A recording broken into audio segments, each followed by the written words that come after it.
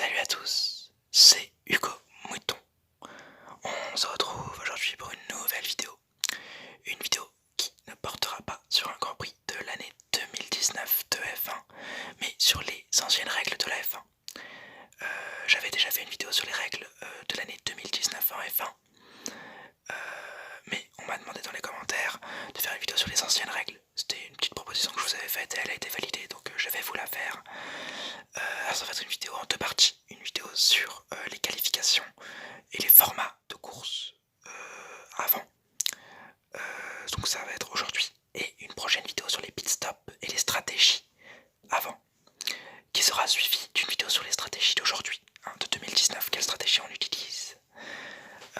Et qui ensuite, ce sera des vidéos bonus. Donc en bonus, des vidéos sur les Grands Prix de F1 de l'année 2019, que je vais essayer de finir avant l'arrivée des Grands Prix en 2020, qui arriveront en juillet avec le Grand Prix d'Autriche. Je vais donc commencer directement car la vidéo est plutôt longue. La F1 est un sport qui évolue sans cesse, c'est un peu l'essence de ce sport, que ce soit sur les monoplaces, leurs composants, mais aussi sur le déroulement des week-ends de course et des règles qui les composent. Tout cela a énormément évolué avec le temps. Je vais donc commencer cette vidéo sur les anciennes règles de la F1 en 1950, le début de la F1. En 1950, la F1 fait ses débuts à Silverstone et le week-end de course se compose en un week-end non défini, c'est-à-dire que tu peux autant avoir un week-end de course de vendredi au samedi que du samedi au dimanche, que du vendredi au dimanche, quoi. C'est plutôt aléatoire. La course de Silverstone par exemple, a lieu le samedi, alors que celle de Monaco qui a lieu juste après, a lieu elle un dimanche. Donc c'est, je crois, un mois après la course de Silverstone. Mais ces week-ends, en général, sont composés d'essais libres qui sont qualificatifs en fonction des temps faits par les pilotes, qui donnent ensuite la grille de départ de la course. Une course banale, on va dire, avec les drapeaux, pas très professionnels à l'époque parce que c'est les débuts de la F1, mais qui fait son cours, et les 5 premiers pilotes à franchir la ligne se voient attribuer des points.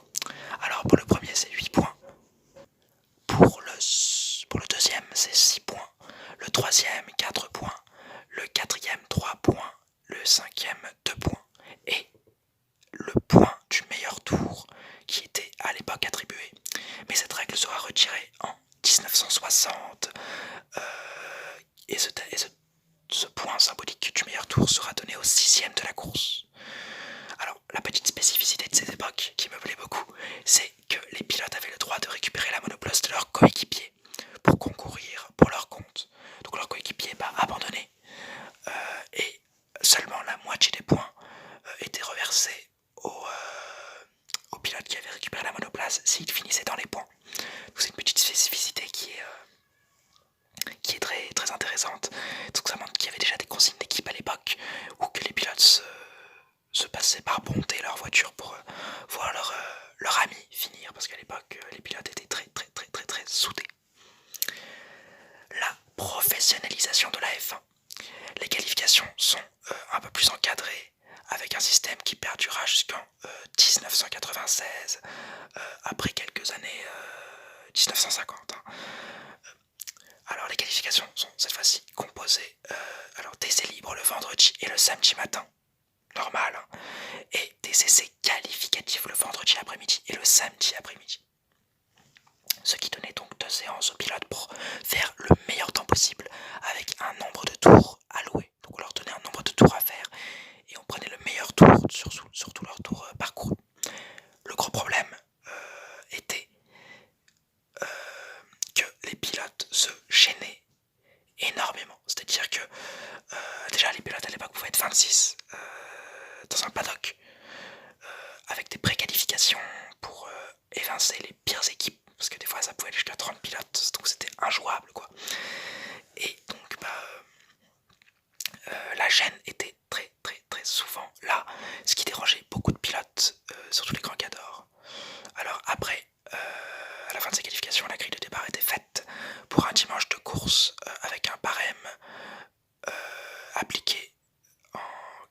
91, donc le barème de points de 1950 restera, sauf que le premier gagnait cette fois 9 points. Et en 91, ce petit barème va changer. Le premier gagnera 10 points. C'est ça, c'est à chaque fois on augmente les points du premier pour récompenser le premier de sa performance. Le petit changement en 1996, les qualifications sont remplacées au profit d'un format assez similaire, car seule la session du samedi après-midi est comptabilisée comme qualificative avec 12 tours alloués pour chaque pilote. Et les 3 séances d'essai libre d'avant sont juste des séances d'essai libre pour calibrer la voiture et pour avoir une voiture performante pour le week-end. La course a toujours lieu le dimanche avec toujours le même barème que 91. Je vous le redonne au cas où vous auriez oublié. Premier 10 points, deuxième 6 points, troisième 4 points, quatrième 3 points, cinquième 2 points et sixième 1 point. La grande nouveauté arrive en 2003. En 2003, les qualifications sont repensées avec un format appelé Super Bowl qui conserve les essais libres le vendredi et le samedi matin et qui laisse la piste libre à une voiture unique dans un sens défini. Toutes les petites équipes, les moins bonnes équipes au championnat partent en premier et les meilleures équipes partent en dernier. Ce système est nouveau, donc il plaît, mais la spécificité c'est que c'est un tour unique, donc une seule erreur et le temps de qualification est caché, quoi. Et donc on partira en fond de grille parce qu'il n'y a qu'une seule tentative. Et le problème, surtout qui a été relevé sur cette façon de qualifier les voitures, c'est le spectacle, car les fans présents sur la piste ne voient qu'une seule voiture, une par une, c'est pas très dynamique, on va dire, hein. Et autre problème qui était pointé cette fois-ci par les équipes, c'était l'impartialité, car les petites équipes pouvaient commencer avec des pneus secs, et imaginons que la pluie arrive, les 14 se prenaient de la pluie, et donc partaient avec des pneus mouillés, avec une piste mouillée, donc un désavantage, et ils partaient donc en fond de grille. Ça a été le gros argument pour arrêter ce système de qualification qui aura connu Schumacher, Juan Pablo Montoya et beaucoup d'autres grands pilotes, et qui donnera le système de qualification que l'on connaît aujourd'hui.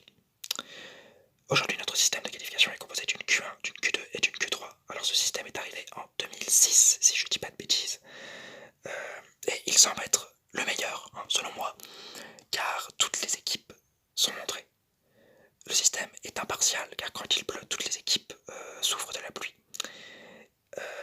La Q1 montre les petites équipes telles que Williams.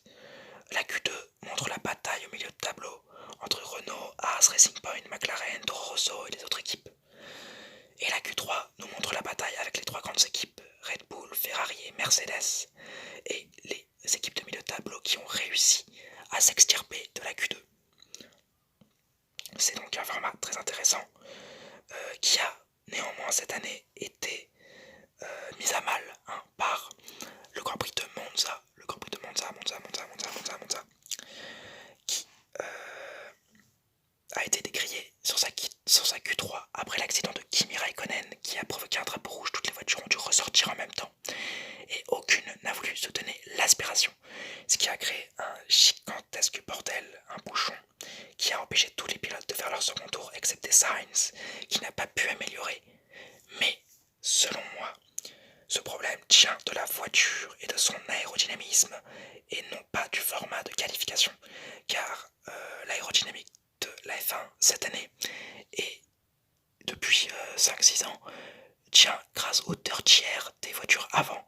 C'est pour ça que les qualifications, les 14 partent toujours après les petites voitures en Q3. Et les petites voitures sont obligées de jouer le jeu car elles savent qu'elles n'ont pas la puissance pour arriver en pole. Ce qui crée donc des problèmes. Donc pour moi, on devrait garder ce format de qualification en 2022 pour la refonte du système, car les monoplaces, elles vont changer au niveau de l'aérodynamique et donc vont avoir des indices aérodynamiques peut-être moins gourmands en heure tiers, ce qui pourrait rendre les qualifications impartiales, quoi que la voiture parte, mais qui bien sûr seront toujours avantagées avec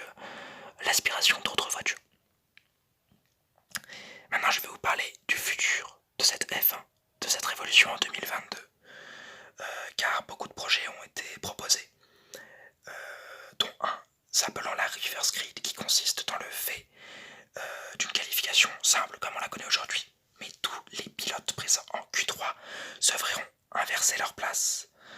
Je vais vous donner un exemple. Imaginons qu'on a la grille de départ de Russie. C'est-à-dire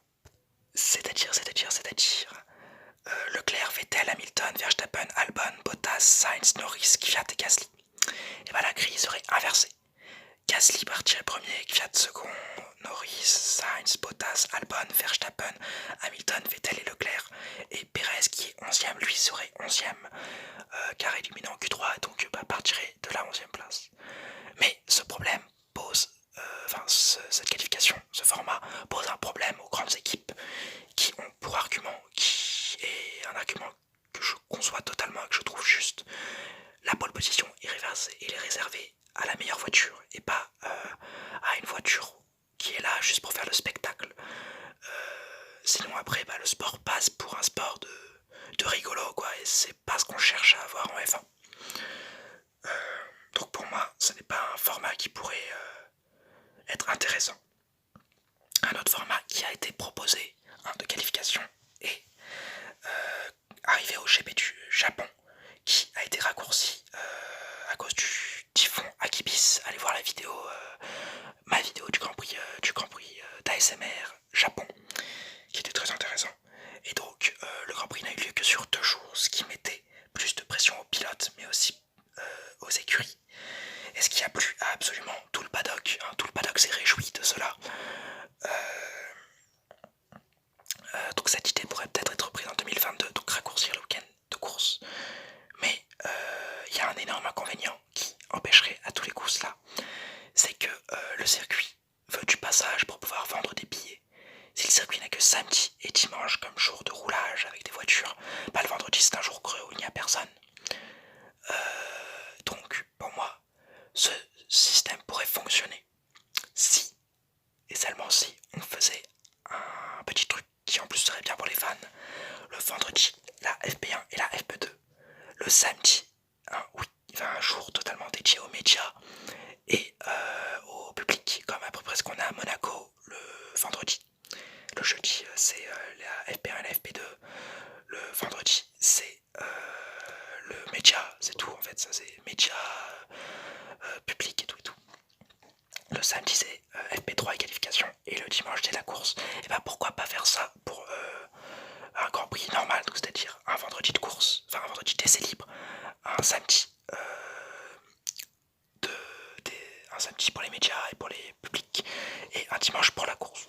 Peut-être que ça pourrait être intéressant.